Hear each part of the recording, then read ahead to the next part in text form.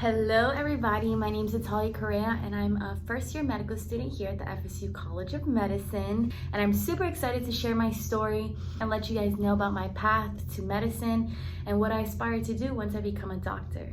So I grew up in Miami, Florida. My parents are both immigrants from Colombia. They came about 25 years ago.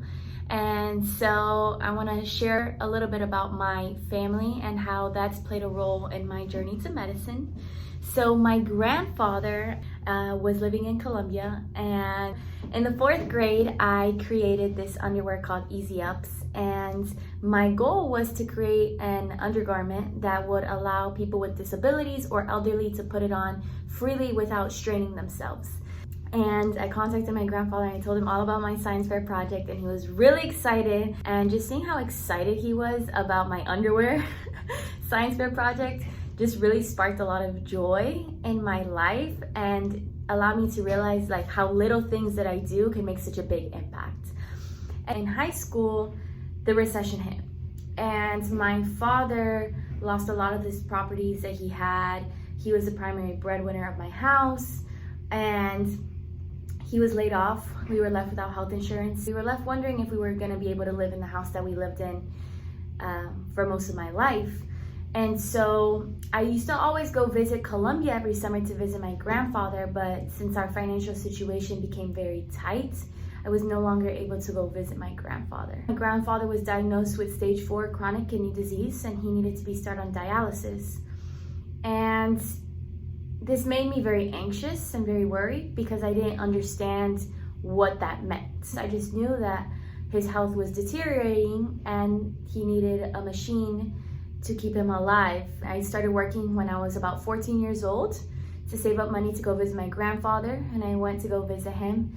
And it wasn't the funnest summer, but it was the most meaningful to me because I was able to learn how just spending time with my grandfather had such a huge impact in him. My grandfather started dialysis in Colombia, and they told him that he wouldn't be able to travel anymore. When you're 15 in the Hispanic culture, you typically have this huge party and celebration because it's a time that you become a woman. So your 15 is a huge, big deal.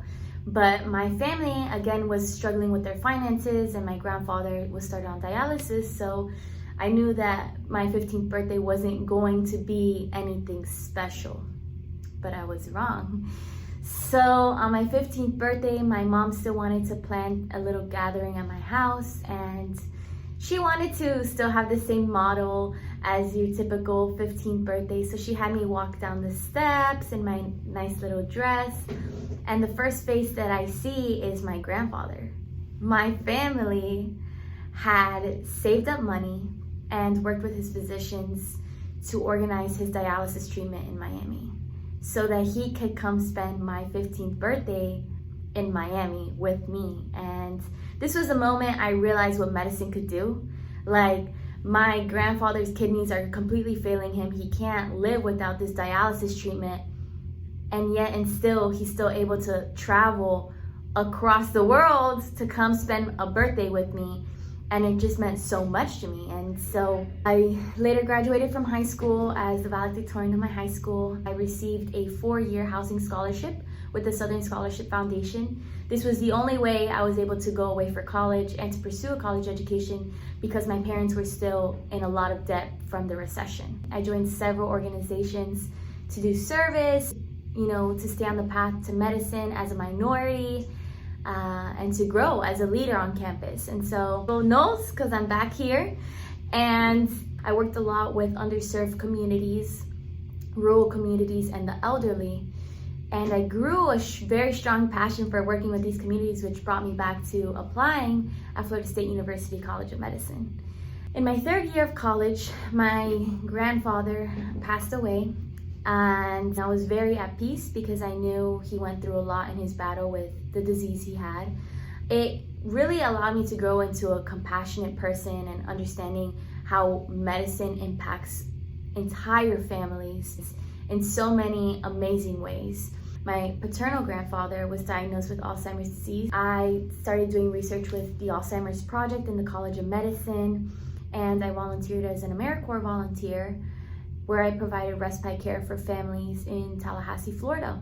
So upon graduating from Florida State University in May of 2018, I decided to pursue my master's in medical sciences at the University of South Florida and was accepted to Florida State University College of Medicine.